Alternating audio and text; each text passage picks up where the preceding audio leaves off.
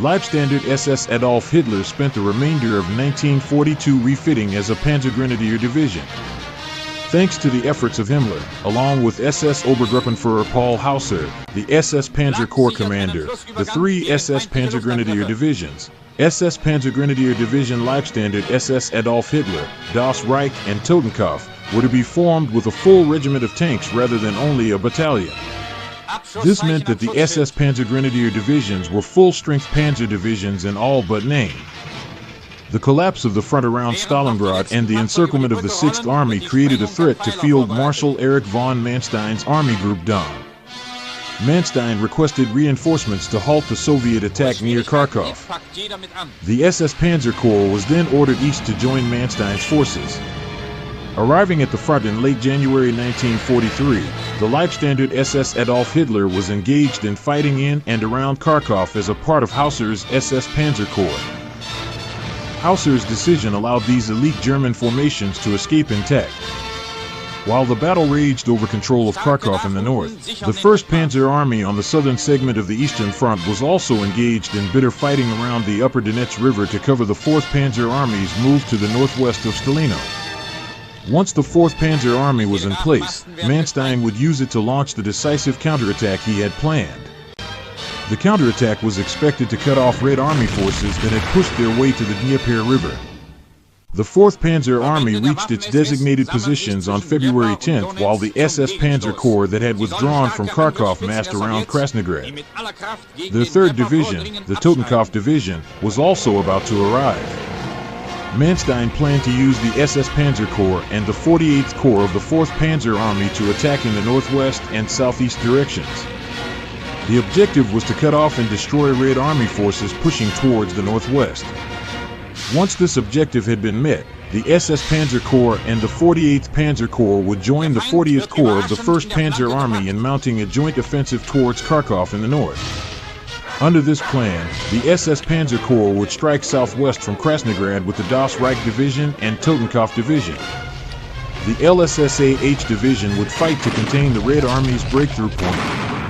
The Das Reich Division began moving on February 20th, and when the Totenkopf Division arrived 2 days later, it immediately flung itself into the attack as well. On March 6th, Manstein launched the 2nd phase of his offensive with Kharkov as the objective. The SS Panzer Corps and 48th Panzer Corps continued to advance in a line abreast. This time, the LSSAH Division would join the offensive. With the Totenkopf Division on the left wing, the LSSAH Division in the center, and the Das Reich Division on the right wing, the 3 divisions began their advance on Kharkov. The 3 divisions of the SS Panzer Corps neared Kharkov on March 8th and began preparing to surround the city. To maximize their gains, General Oberst Hoth, the commander of the 4th Panzer Army, ordered the Waffen-SS divisions to avoid frontal attacks and outflank the Soviet units instead. The officers and men of the SS Panzer Corps wanted to capture Kharkov as soon as possible, however. This meant that they increasingly tended towards direct attacks on the urban areas. While a part of the SS Panzer Corps continued to carry out the orders to outflank the Soviet forces, the main force pushed into the built-up area and engaged in heavy fighting to drive the Red Army out, block by block, while the Totenkopf Division took up positions to the north to guard the other 2 divisions' flanks. By this point, the Red Army had suffered heavy losses. Its surviving units either retreated to the north or were destroyed in place. The divisions of the SS Panzer Corps then joined the 48th Panzer Corps in giving chase to the north as well. On March 12, 1943, the Leibstandarte SS Adolf Hitler made progress into the city's center by breaking through the Soviet defenses in the northern suburbs. By the end of the day, the division had reached a position just 2 blocks north of Dzerzhinsky Square. The 2nd Panzer Grenadier Regiment's 2nd Battalion was able to surround the square, after taking heavy casualties from Soviet snipers and other defenders, by evening.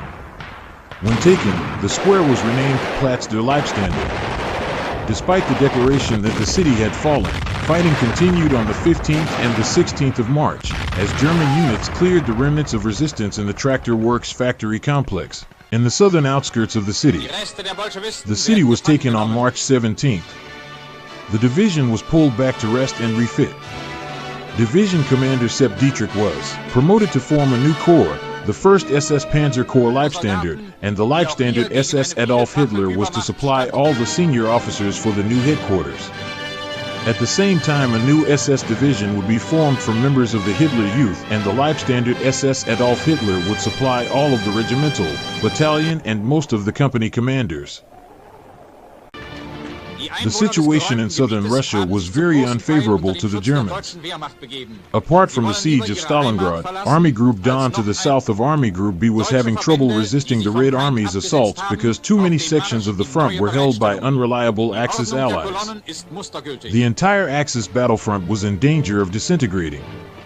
There simply weren't enough German panzer divisions to hold back the massive Red Army all at once, so they could only be employed as firefighting brigades that would rush to push back incoming attacks at critical points.